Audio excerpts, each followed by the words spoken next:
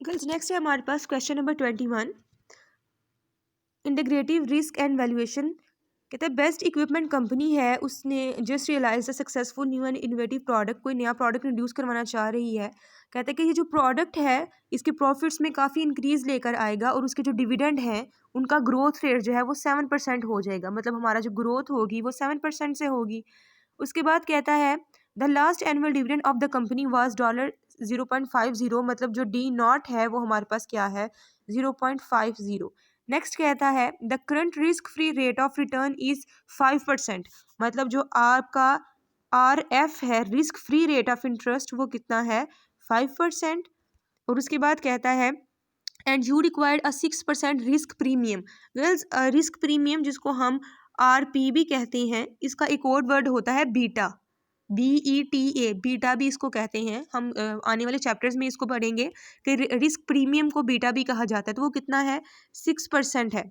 Next कहता है how much will you be pay for the stock of the share, आप इस company के शेयर को परचेज करने के कितनी प्राइस पे करने के लिए विलिंग होंगे। मतलब हमने P0 क्या करनी है कैलकुलेट करनी है। ईजीएस्ट क्वेश्चन है आई थिंक, जो कि हमने पहले कभी सॉल्व किया है। मैं आपको बताती हूँ कि कैसे करोगे आप। एज यू नो गर्ल्स कि हमारा जो रिक्वायर्ड रेट ऑफ रिटर्न है वो गिवन नहीं है न्यूमेरिकल में, और आपको रिक्वायर्ड रेट ऑफ रिटर्न चाहिए। आप कैसे कैलकुलेट कर सकते हो।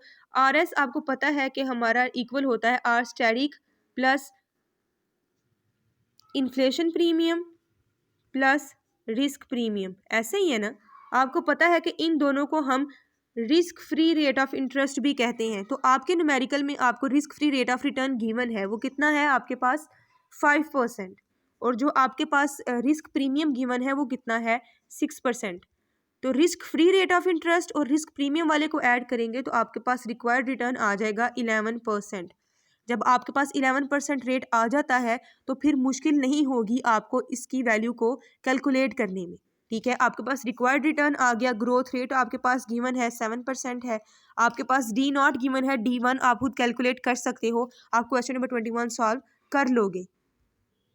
नेक्स्ट है हमारे पास question number 22, risk and valuation. कहता है Gent enterprises stock has a required return of 14.8%। यहाँ पे जो उसने गिवन किया है हमारे पास वो रिक्वायर्ड रिटर्न है RS, वो है 14.8%। नेक्स्ट कहता है कि the company which plans to pay a dividend of $2.60 per share in the coming year, it means के ये कमिंग ईयर में हमने पे करना है, ये आपका D1 कहलाएगा। ठीक है, वो कितना है आपके पास $2.60। एंड नेक्स्ट वो कहता है कि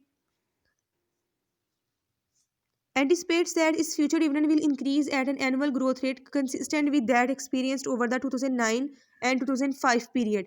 जो ये आपके पास टाइम पीरियड गिवन है, इस टाइम पीरियड में जिस ग्रोथ रेट के अकॉर्डिंग आपके डिविडेंड्स इंक्रीज हो रहे हैं उसी ग्रोथ रेट के अकॉर्डिंग आपके अगले सालों में भी इंक्रीज होते रहेंगे।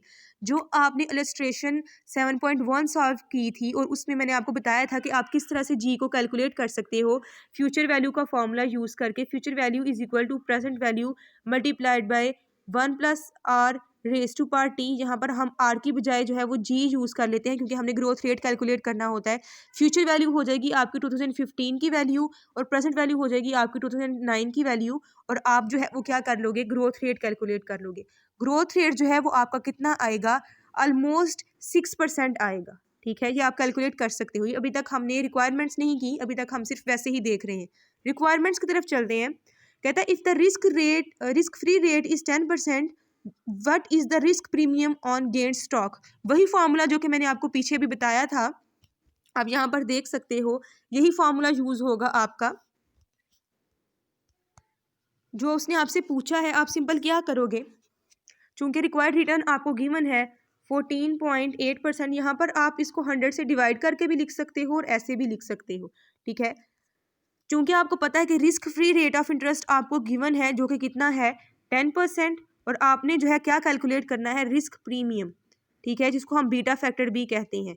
तो यहाँ पर ये इससे ऐड हो रहा है, उस साइड पे जाकर लेस हो जाएगा। जब आप 14.8 में से 10% को डिडक्ट कर दोगे तो आपके पास रिस्क प्रीमियम आ जाएगा जो कि आपके पास आएगा 4.8%। ठीक है, ये हो गया आपका रिस्क प्रीमियम। ये आपकी रिक्वायरमेंट नंबर 1 सॉल्व हो गई।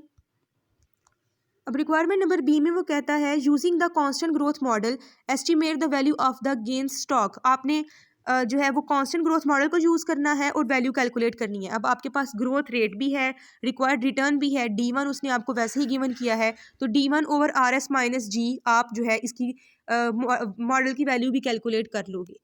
और लास्ट में वो जो है रिक्वायरमेंट नंबर सी में कहता है explain what effect if any a decrease in the risk premium would have on the value of the gain stock. ये चीज़ मैं आपको पिछली वीडियो में समझा चुकी हूँ कि अगर आपका रिस्क प्रीमियम जो है वो इंक्रीज होता है तो आपका रिक्वायर्ड रिटर्न भी इंक्रीज होगा, और अगर आपका रिक्वायर्ड रिटर्न इंक्रीज होता है तो आपकी वैल्यू ऑफ कॉमन स्टॉक क्या होती है, डिक्रीज होती है। चूंकि गर्ल्स आपका जो रिक्वायर्ड रिटर्न का फॉर्मूला है ना, risk free plus risk premium, मैं छोटा वाला फार्मूला लिख रही हूँ, है तो एक ही बात ना।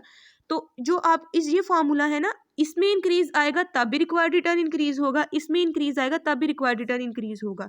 तो यहाँ पे उसने रिस्क प्रीमियम का पूछा है कि अगर रिस्क इंक्रीज होता है तो क्या इफेक्ट होगा स्टॉक प्राइस के ऊपर। तो आप सिंपल लिख सकते हो कि a decrease in risk premium would decrease the required return of required rate of return which in turn would increases the price of the stock। अगर required return decrease होगा तो आपकी stock price क्या होगी, increase होगी। ठीक है, ये आप जो है एक्सप्लेनेशन नंबर सी में मेंशन कर सकते हो।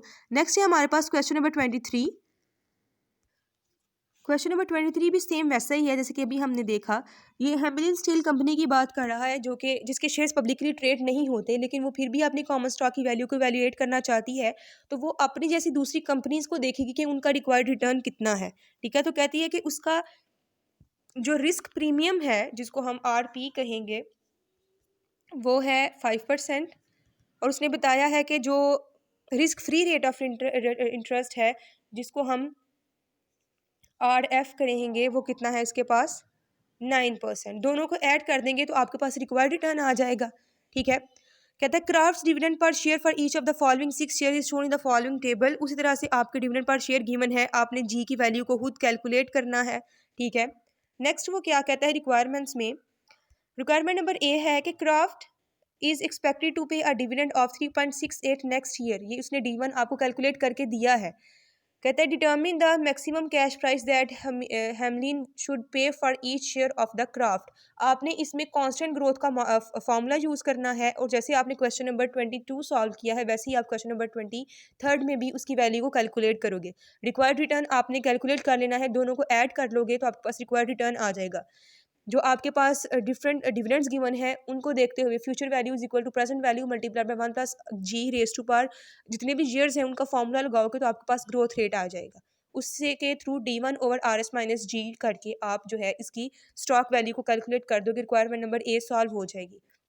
रिक्वायरमेंट नंबर बी में कहता है describe the effect on the result of the craft of. ये दो उसने केसेस बताए हैं। केस ए है डिक्रीज कर रहा है डिफरेंट ग्रोथ में 2% से from the date exhibited over the 2010 to 2015 period. अगर आपका ग्रोथ रेट डिक्रीज होगा गर्ल्स तो डेफिनेटली आपकी शेयर प्राइस भी डिक्रीज होगी। आप खुद देख लोगे कि अगर आप 2% से ग्रोथ रेट डिक्रीज करते हो, जो भी आपका ग्रोथ रेट आया होगा ना उसको 2% से डिक्रीज कर देना है। ठीक है, उसके बाद कहता है decrease in its risk premium to 4%। ये आप कैलकुलेट भी कर लोगे और कैलकुलेट ना भी करो तो भी आपको पता है कि अगर ग्रोथ रेट डिक्रीज होगा तो value of the common stock भी डिक्रीज होगी। अगर रिस्क प्रीमियम इंक्रीज होगा तो आपके रिक्वायर्ड रिटर्न इंक्रीज होगा, और अगर आपका रिक्वायर्ड रिटर्न इंक्रीज होता है तो value of the common stock क्या है, डिक्रीज हो जाती है। ठीक है, तो इस चैप्टर की हमारी सारी प्रॉब्लम्स कंप्लीट हो जाती हैं इससे।